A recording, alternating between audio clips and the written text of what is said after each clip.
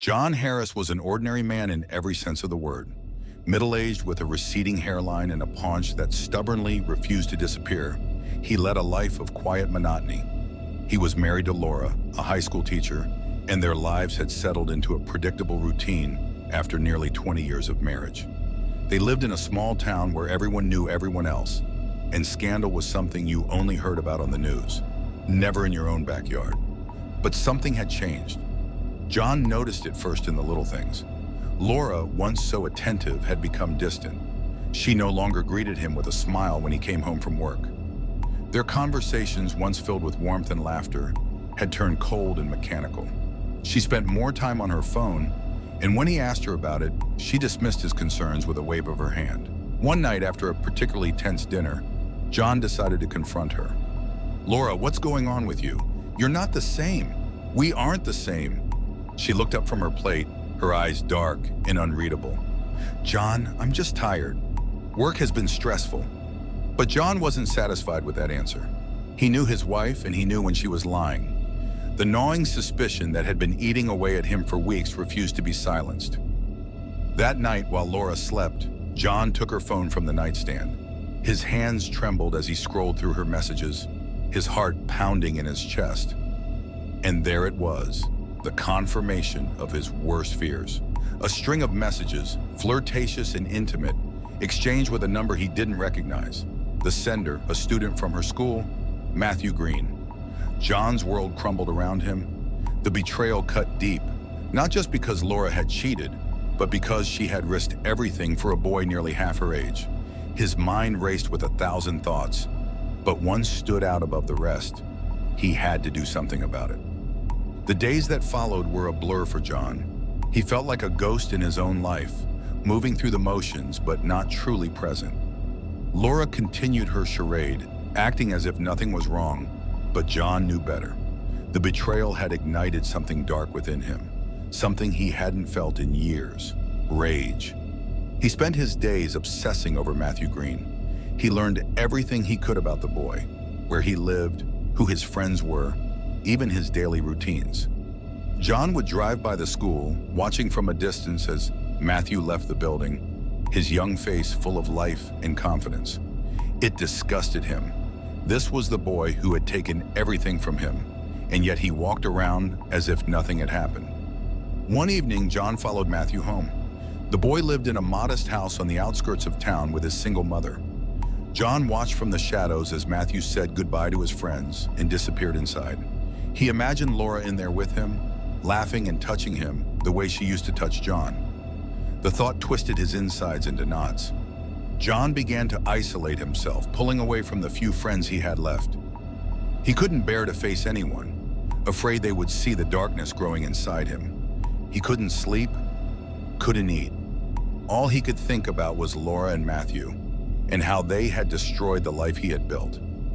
But as the days turned into weeks, John's thoughts began to shift.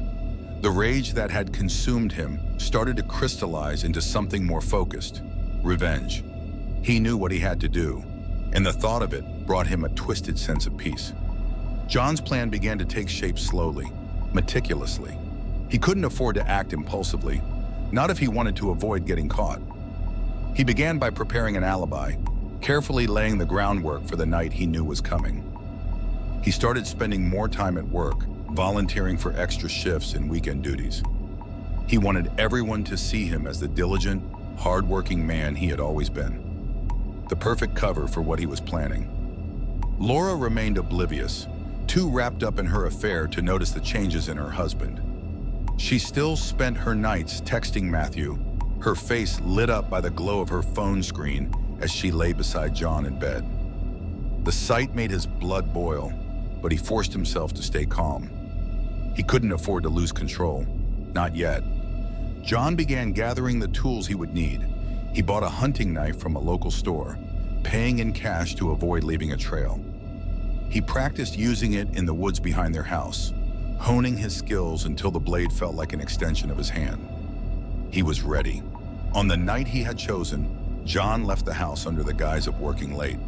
He kissed Laura goodbye, forcing a smile as she absent-mindedly pecked him on the cheek. She had no idea that this would be the last time she would see him, as the man she thought she knew. John drove to Matthew's house, parking his car a few blocks away and walking the rest of the distance. The streets were quiet, the town asleep. He moved like a shadow, his heart pounding in his chest, but his mind clear and focused. When he reached Matthew's house, he slipped into the backyard, finding the spot he had scouted out earlier. From there, he had a clear view of Matthew's bedroom window. The light was on, and through the thin curtains, John could see the boy inside, sitting at his desk. John waited, his hand gripping the knife in his pocket. He waited until Matthew turned off the light, and the house was plunged into darkness. Then he moved. John entered the house through the back door, which he had found unlocked earlier. He moved silently through the darkened halls, his pulse steady, his mind focused on one thing: Matthew. He knew the layout of the house well, having studied it during his surveillance. It didn't take him long to reach Matthew's bedroom. The door creaked as John pushed it open, but Matthew didn't stir. The boy was asleep, completely unaware of the danger lurking just a few feet away. John approached the bed, his breath shallow and controlled. He could see the outline of Matthew's body beneath the covers, hear the soft sound of his breathing. For a moment, John hesitated. He could turn back, leave now, and no one would ever know he had been there. But then he thought of Laura, of the lies, the betrayal, the way she had thrown their life away for this boy, and all hesitation vanished. John pulled the knife from his pocket and raised it high.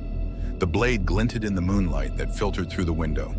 With a final, decisive breath, he brought it down. The knife plunged into Matthew's chest, the blade slicing through flesh and bone. The boy's eyes flew open, a look of shock and pain contorting his face.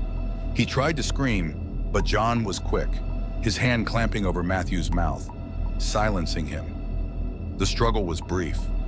Matthew was young and strong, but John was fueled by years of suppressed rage, and it gave him a strength he didn't know he possessed.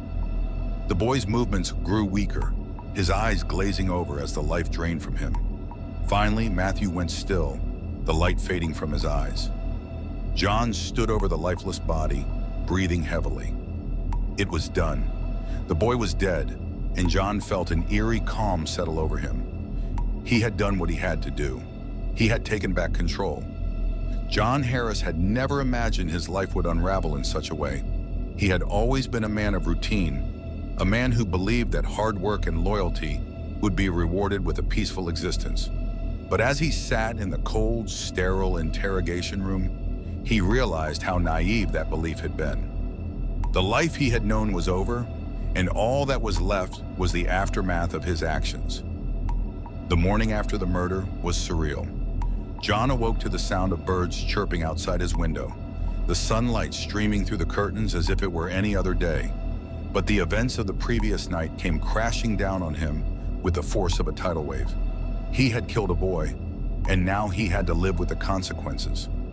Laura was already awake, sitting at the kitchen table with a cup of coffee in her hands.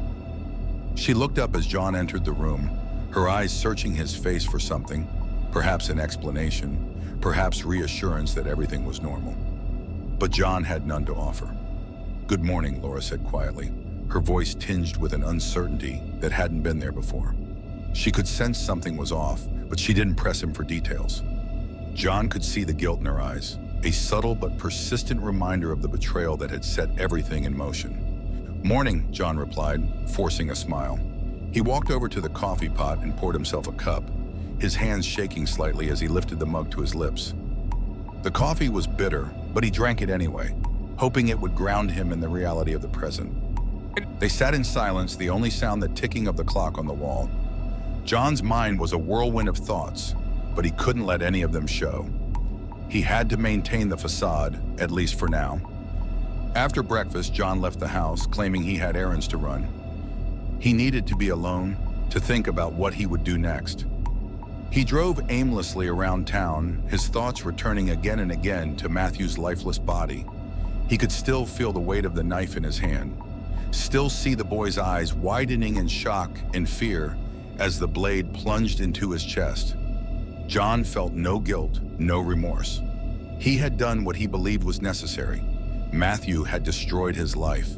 and John had taken his in return. But now, as the reality of the situation began to set in, he realized that his actions had set off a chain of events that he could no longer control. By the time he returned home, the town was buzzing with news of Matthew's murder. It was all anyone could talk about. In a small town like theirs, such a scandal was unheard of. People whispered about it in hushed tones, their eyes wide with shock and fear.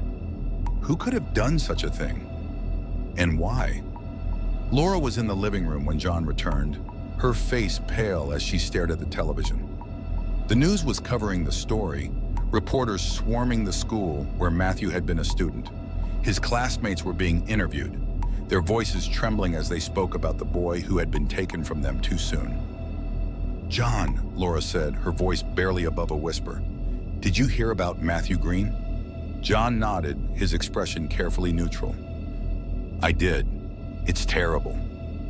Laura turned to look at him, her eyes searching his face for any sign of emotion. "They're saying it was a robbery gone wrong, but who would do such a thing?" John shrugged, keeping his gaze steady. "I don't know, Laura. The world's a dangerous place." But Laura wasn't convinced. She could sense that something was off, that John wasn't telling her everything. She knew her husband better than anyone, and she could see the tension in his shoulders, the way his jaw tightened whenever Matthew's name was mentioned. Over the next few days, the investigation intensified. The police canvassed the neighborhood, questioning everyone who might have seen or heard something on the night of the murder. John knew it was only a matter of time before they came to him, and he needed to be ready. He began to lay the groundwork for his alibi, reinforcing the story he had prepared. He told his co-workers that he had been working late the night of the murder, making sure to mention it in passing so that it wouldn't seem suspicious. He even went so far as to leave a few things at the office, knowing that it would help to corroborate his story. But as the days passed, John's anxiety grew. He could feel the walls closing in around him, the weight of what he had done pressing down on him like a vice. He knew the police were getting closer, that it was only a matter of time before they discovered the truth. One evening, as John sat alone in his study, he heard a knock at the door. His heart skipped a beat, and he felt a cold sweat break out on his forehead. He knew who it would be before he even opened the door. Two detectives stood on his doorstep, their expressions serious. "Mr. Harris," one of them asked, flashing a badge, "we'd like to ask you a few questions." John nodded, stepping aside to let them in. His mind raced as he led them into the living room, where Laura was sitting. She looked up in surprise as the detectives entered, her eyes widening in alarm. "What's this about?" she asked, her voice trembling. "Just a few routine questions," the lead detective said, his tone calm but authoritative. "We're following up on the investigation into Matthew Green's death. We understand that you both knew him?" Laura nodded slowly, her face pale. "Yes, I was his teacher." "And you, Mr. Harris?" John forced himself to stay calm. "I didn't know him well, but yes, I knew who he was. He was one of the students at my wife's school." The detective nodded, jotting down notes in his notepad. "And where were you on the night of the murder, Mr. Harris?" John had rehearsed his answer 100 times, but now that the moment was here, he felt a wave of panic threaten to overwhelm him. He took a deep breath, forcing himself to stay calm. "I was at work," he said, his voice steady. "I had to stay late to finish up some paperwork." "Can anyone confirm that?" the detective asked, his eyes narrowing slightly. John nodded. "Yes, my co-workers can vouch for me. I left the office around midnight." The detective made a note of this, then looked at Laura. "And you, Mrs. Harris, were you at home that night?" Laura nodded, her hands trembling slightly as she clutched her mug of coffee. "Yes, I was here. I didn't see or hear anything unusual." The detectives asked a few more questions, but John could tell that they were just going through the motions. They didn't suspect him, at least not yet, but he knew it was only a matter of time before they put the pieces together. After the detectives left, Laura turned to John, her eyes filled with worry. "John, what's going on? Why are they asking so many questions?" John tried to reassure her, but he could see the doubt in her eyes.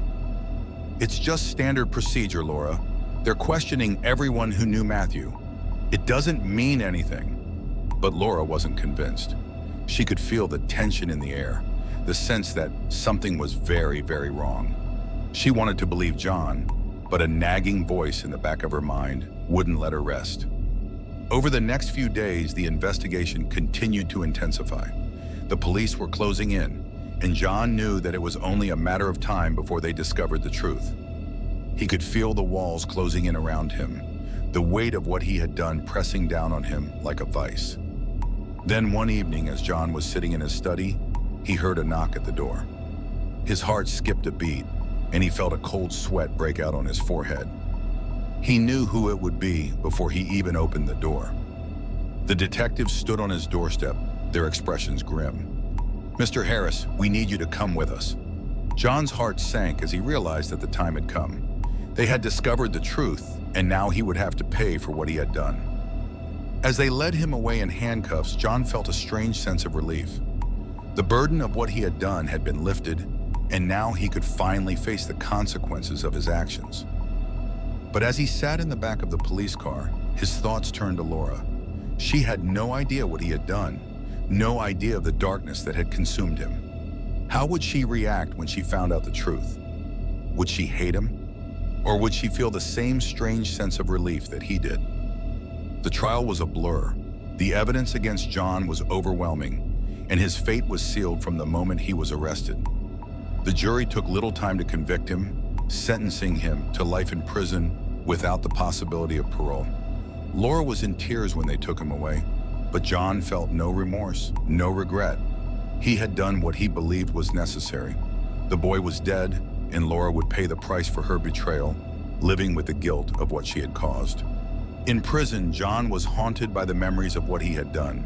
He relived the murder over and over in his mind, each time feeling the same twisted sense of satisfaction that he had felt that night. But as the days turned into weeks and the weeks into months, that satisfaction began to fade, replaced by a deep, gnawing emptiness. John's life in prison was bleak and monotonous. The days blended together, each one a mirror image of the last. He spent most of his time in his cell, staring at the cold, gray walls and wondering how his life had come to this. The other inmates left him alone, sensing the darkness that clung to him like a shroud. But the worst part was the silence, the deafening, all-consuming silence that filled the prison, broken only by the occasional sound of footsteps or the clanging of metal doors. It was in that silence that John's mind began to unravel. The memories that had once been his only solace now became his tormentors, replaying over and over until he thought he would go mad. He thought about Laura constantly, wondering what she was doing, how she was coping. He knew she must hate him, must despise him for what he had done. But there was a part of him that still hoped, still clung to the idea that she might forgive him. But deep down, John knew that forgiveness was impossible. He had destroyed not just one life, but many. Matthew was dead, his family shattered. Laura's life was ruined, her career and reputation in tatters. And as for John himself, he was a hollow shell of the man he had once been. The letters from Laura stopped coming after a few months. At first, she had written to him regularly, her words filled with a mix of anger, confusion, and sadness. But as time went on, the letters became less frequent, and eventually they stopped altogether. John couldn't blame her. What was there left to say? John's world had shrunk to the size of his cell. The outside world, with its problems and complexities, seemed like a distant dream. All that was left was the cold, hard reality of his existence. He spent his days in a fog, barely aware of the passage of time. The routine of prison life, the same day after day, was both a comfort and a curse. It allowed him to numb his mind, to forget the horrors of his past, but it also trapped him in a never-ending cycle of monotony. In the darkness of his cell, John's thoughts turned inward. He began to question everything, his life, his choices, his very existence. The man who had once been so certain of his actions, so convinced of his righteousness, was now filled with doubt. He had taken a life, and for what? Revenge? Justice? Or was it simply a manifestation of the darkness that had always been inside him? He remembered his childhood, the anger he had felt towards his father, a man who had been as cold and distant as the prison walls that now confined him. He remembered the fights, the shouting matches that had left him trembling with rage. Had that anger, that darkness, always been a part of him? Had it simply been waiting for the right moment to break free? John thought about Matthew, the boy he had killed. In his mind, he tried to reconcile the image of the innocent teenager with the monster he had imagined. But as the weeks turned into months and the months into years, that image began to blur. The lines between victim and perpetrator, between right and wrong, began to fade. In his darkest moments, John wondered if he had been wrong. If perhaps in his desire for revenge, he had lost sight of the truth. But those moments were fleeting, quickly buried beneath layers of denial and self-justification. After all, what was the alternative? To admit that he had destroyed his own life for nothing? To face the unbearable truth that he had become the very thing he despised? John's health began to decline as the years wore on. The stress of prison life, combined with the weight of his guilt, took a toll on his body. He developed a persistent cough that worsened over time, and his once strong frame grew weak and frail. The other inmates began to whisper about him, referring to him as the old man, even though he was only in his late 50s. The prison infirmary became a second home to John. He spent more and more time there, the nurses and doctors treating him with a detached professionalism that only heightened his sense of isolation. They didn't care who he was or what he had done. To them, he was just another inmate, another body to be patched up and sent back to his cell. As John's physical condition deteriorated, so did his mental state. The emptiness inside him grew, consuming what little was left of his soul. He began to lose track of time, the days and nights blending together into a haze of pain and regret. His dreams were filled with visions of Matthew, the boy's lifeless eyes staring back at him, accusing him, condemning him. In those dreams, John was trapped in a labyrinth of his own making, the walls closing in on him as he tried to escape the horrors he had unleashed. No matter how hard he ran, how desperately he tried to find a way out, the darkness always caught up with him, swallowing him whole. And then one day, John simply gave up. He stopped eating, stopped taking his medication. He withdrew into himself, refusing to speak to the guards or the other inmates. The fire that had once burned so brightly inside him was now nothing more than a flickering ember, slowly dying out. The prison officials noticed his decline, but there was little they could do. They placed him on suicide watch, but John had no interest in ending his own life. He was content to let nature take its course, to let the darkness consume him. In his final days, John was moved to the prison infirmary, where he was placed in a small, sterile room with a single window that looked out onto the prison yard. He spent his days staring out that window, watching the other inmates as they went about their lives, oblivious to the man who had once been so full of anger and hate. As he lay in that bed, waiting for the end, John thought about Laura. He wondered if she had moved on, if she had found a way to rebuild her life after everything that had happened. He hoped she had. He hoped she had found some measure of peace, some way to forget the man who had destroyed their lives. But John knew that peace would never be his. He had made his choices, and now he had to live, or die, with the consequences. The darkness that had consumed him was now his only companion, the only thing left to him in this world. On a cold gray morning, John Harris took his last breath. There were no tears, no final words. He simply slipped away, leaving behind nothing but a broken shell of a man and a trail of devastation that would never be fully healed. The world outside the prison walls went on, indifferent to the life that had just ended. Matthew Green's family would continue to mourn their loss. Laura Harris would continue to pick up the pieces of her shattered life. And the town that had once been shocked by the scandal would eventually move on, the events of that fateful night fading into memory. But for John Harris, there was no moving on, no redemption. He had made his choice, and he had paid the ultimate price.